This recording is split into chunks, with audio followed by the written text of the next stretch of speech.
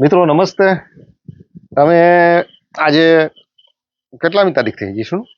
7 તારીખ થઈ છે. કાલે 8 તારીખને સોમવાર. છોકરાઓનું વેકેશન ખુલી જાય છે, છોકરાઓ બધા વહી જાય છે. હું હજુ એકાદ અઠવાડિયું અહીં રોકાવું છું.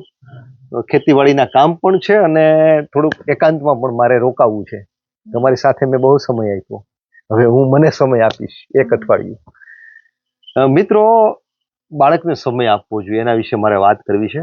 બહુ થોડીક ગંભીર વાત છે, સમજવા જેવી વાત છે. ખાસ કરીને આવડા બાળકો ઘરે હોય ને તો એને ખાસ હું એક બાળકને સમય આપવાની વાત વજનપૂર્વક કહીશ. બાળકને આપણે સમય આપીએ ને, બાળક મોબાઈલ જુએ છે. મોબાઈલ એટલે કેવડી એક ડ્રગ્સ કરતા ખતરનાક વસ્તુ છે મોબાઈલ. અને મોબાઈલને હાથમાંથી છોડતું નથી. આપણે આવી ફરિયાદો કરીએ છીએ. મિત્રો, આ અમારા બાળકો છે ને ક્યારેય મોબાઈલને અડતા જ નથી.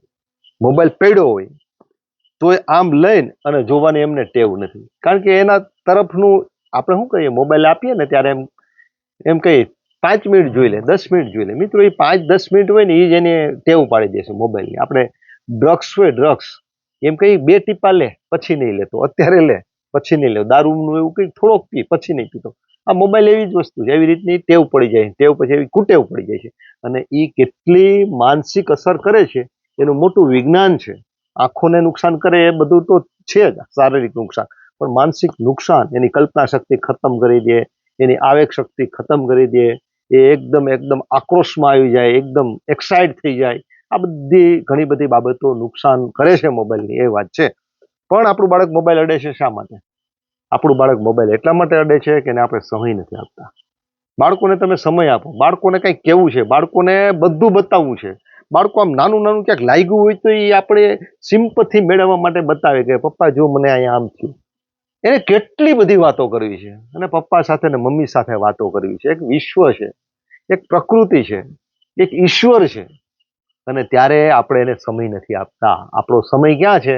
આપણો સમય આપણા મોબાઈલમાં છે, આપણી દુનિયામાં છે, આપણા ધંધામાં છે. ગમે ત્યાં આપણે આડા અવડા છીએ અને એને ગમે એવો જવાબ આપી દઈએ છીએ. કારણ કે બાળક છે, એને આપણે પુખ્ત સમજતા નથી. એને આપણે એક નિતાંત પ્રેમ કરવાનું આપણે ભૂલી ગયા છીએ બાળકોને. આપણી દુનિયા એટલી બધી જટિલ બની છે, એટલી બધી ભાગદોડ વાળી બની છે, એટલી હરીફાઈ વાળી બની છે કે એ હરીફાઈમાં આપણને એમ લાગે કે આપણે ક્યાંક ઊભા રહી જઈશું ને તો આપણે પાછળ રહી જઈશું. એટલે આપણે દોડવામાં, ધંધામાં, પૈસા કમાવામાં આપણે બાળકને નિગ્લેક્ટ કરીએ છીએ. મિત્રો, બાળકને સમય આપવો જોઈએ. બાળક ક્યારેક ક્યારેક તો એવી રીતનું આપણે ખબર નથી કે આપણે ક્યારેક આપણે બેધ્યાન હશું અને બાળક કેટલી લાગણી લઈને, કેટલી આમ કંઈક વાત કહેવાનું અંદરથી અભરખો લઈને આપણી પાસે આવતું હશે અને આપણે એમ છટો જા, સમય નથી, અત્યારે નહીં, પછી. અને એ બિચારું નિરાશ થઈને, હતાશ થઈને રહી જતું હશે. બાળક એક ઈશ્વરની એવી અલૌકિક દુનિયા છે, એવી દિવ્ય દુનિયા છે કે બાળકની સાથે આપણે રહીએ ને તો આપણું હૃદય પણ છે ને એકદમ પુલકિત થાય. અને એટલે બાળકોને સમય આપવો જોઈએ. મારે એક વાત એવી કરવી છે, એક દ્રષ્ટાંત આપું છું હું. મેં જીષ્ણુને આજે જ આ દ્રષ્ટાંત આપ્યું હતું. એક દીકરો, એક છોકરો, એને એમ થાય મારા પપ્પા મને સમય કેમ નહીં આપતા હોય, મારા પપ્પા મારી સાથે બગીચામાં કેમ નથી આવતા, મારા પપ્પા કેમ મને ટાઈમ નથી આપતા. એના મમ્મીને એને પૂછ્યું કે પપ્પા મને સમય કેમ નથી આપતા? પપ્પા તો આવે છે, થોડીક વાર જમે છે, ફોન ઉપર વાત કરે છે અને ફટાફટ વહી જાય છે. 2 ઘડી વાત કરે છે, બેસાડે છે, બસ પૂરું. મને ક્યાંક એક કાયમી રોજ બધાના પપ્પા સમય આપે એમ મારો પપ્પા મને સમય કેમ નથી આપતા? એ મમ્મી કે બેટા તારા પપ્પા મોટા માણસ છે, એને ખૂબ મોટો ધંધો છે અને પૈસા કામવામાં વ્યસ્ત હોય બેટા. આ બંગલા, કાર, આ બધું છે ને, આ સ્ટેટસ, એ તારા પપ્પાના કારણે છે. અને પપ્પા પૈસા કામે છે અને પૈસા કામમાં ન હોય બેટા, એટલે તને સમય નથી આપતા.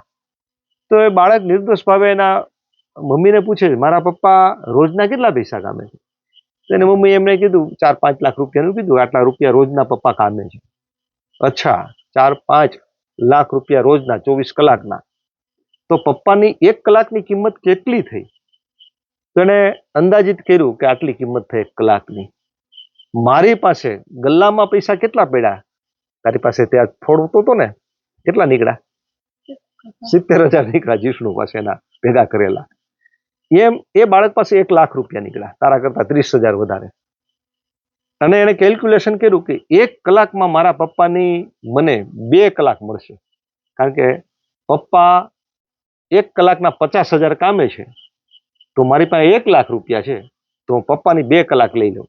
પપ્પા સાંજે આવ્યા એટલે કે પપ્પા આવતીકાલે તમારે મારી સાથે આવવાનું છે, 2 કલાક આપણે શહેરમાં ફરવા જાવ.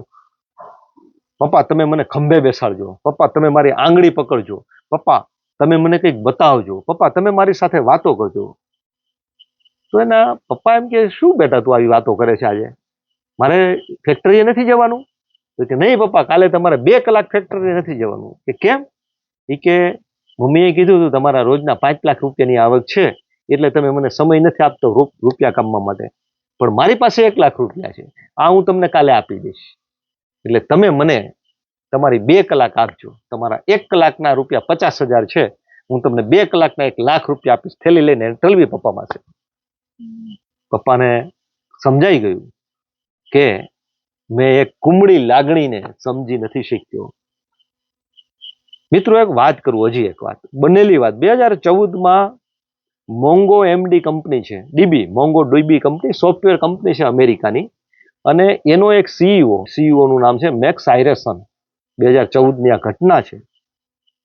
સીઈઓ એટલે, અને એ આવી મોટી અમેરિકાની સોફ્ટવેર કંપનીનો સીઈઓ એટલે એનો કેટલો પગાર છે મિત્રો? ખૂબ જાજો પગાર છે. એણે નોકરીનું રાજીનામું આપ્યું, નોકરી રિઝાઇન કરી. અને નોકરી રિઝાઇન કરવાનું કારણ એક હતું કે અત્યારે મારા બાળકો નાના છે, 1.5-2 વર્ષના 3 વર્ષના બાળકો છે મારે, ને મને એવું લાગે છે કે મારા બાળકોને સમય નથી આપી શકતો, એટલે મારે આ કંપનીના સીઈઓના પદ ઉપરથી રાજીનામું આપી દેવું જોઈએ, અને મારે મારો સમય મારા બાળકોને આપવો જોઈએ. મિત્રો કેવડી મોટી વાત છે, ઘટના બનેલી છે, ખાલી કાલ્પનિક વાત નથી. 2014માં મોંગો ડીબી કંપનીનો સોફ્ટવેર કંપનીના જે સીઈઓ હતી એની વાત છે. મિત્રો એ માણસ બહુ ગંભીર માણસ કહેવાય કે એને ખબર પડી ગઈ કે આ મારો સમય છે, એ મારા બાળકોનો પણ સમય છે. મિત્રો સમય બાળકોને આપવો જોઈએ.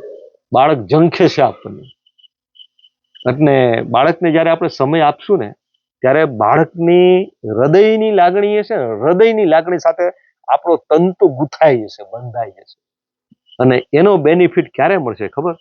કે આપણો ઉત્તરાર્ધ કાળ હશે, જ્યારે તમે જુઓ કે મને એવું લાગે છે ને, ખેડૂત હોય ને, ખેતીનું વ્યવસાય જેનો હોય ને, એ બાપ દીકરો કાયમી ભેગા રહે છે. બાપ ખેતી કરતો હોય ને ત્યારે દીકરો ખેતીમાં ભેગો હોય, નાનો હોય ત્યાંથી બાપને મહેનત કરતો નજરો નજર જોવે છે. આ નોકરિયાત અને ફેક્ટરીમાં શું થાય? ખાસ કરીને નોકરિયાતને તમે જોજો, કારણ કે નોકરી ક્યાં હોય? ઓફિસમાં હોય, સરકારી ઓફિસમાં હોય. છોકરો ક્યાં હોય? એ ઘરે હોય, સ્કૂલે હોય. એ નોકરીએ કેવી મહેનત કરે છે, કેવી ગુલામી કરે છે, કેવી ઠોકરો ખાય છે, એ છોકરો જોઈ નથી શકતો. એટલે એના પિતાના સંઘર્ષની એને ક્યારેય ખબર નથી પડતી. ખેતી એવો વ્યવસાય છે કે ખેતીમાં પિતા કામ કરતો હોય, સાથે પુત્ર પણ હોય.